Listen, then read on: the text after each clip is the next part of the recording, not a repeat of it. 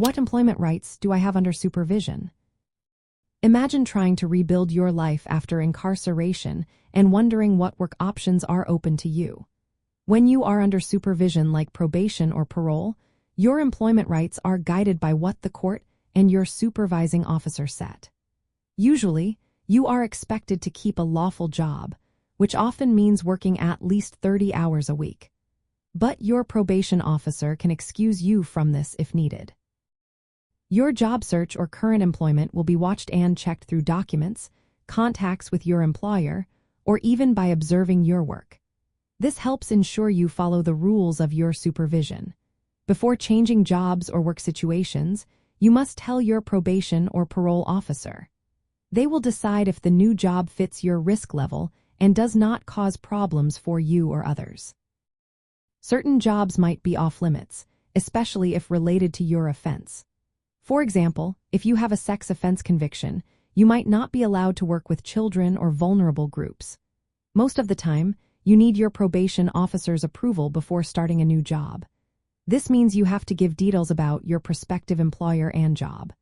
Sometimes, your officer might visit your workplace or contact your employer to make sure the job is suitable.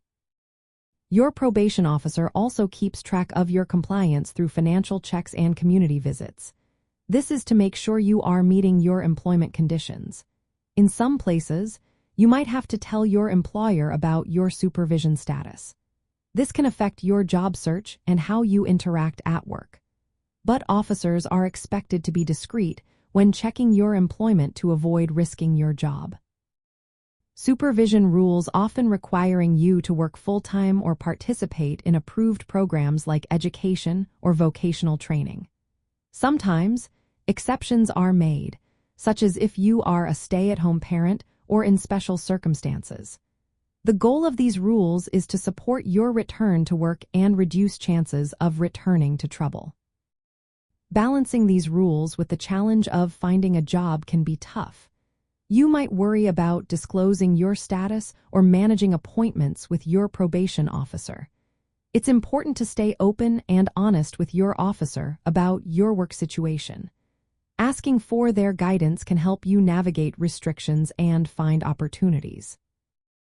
Knowing your employment rights under supervision helps you plan your job search and stay compliant.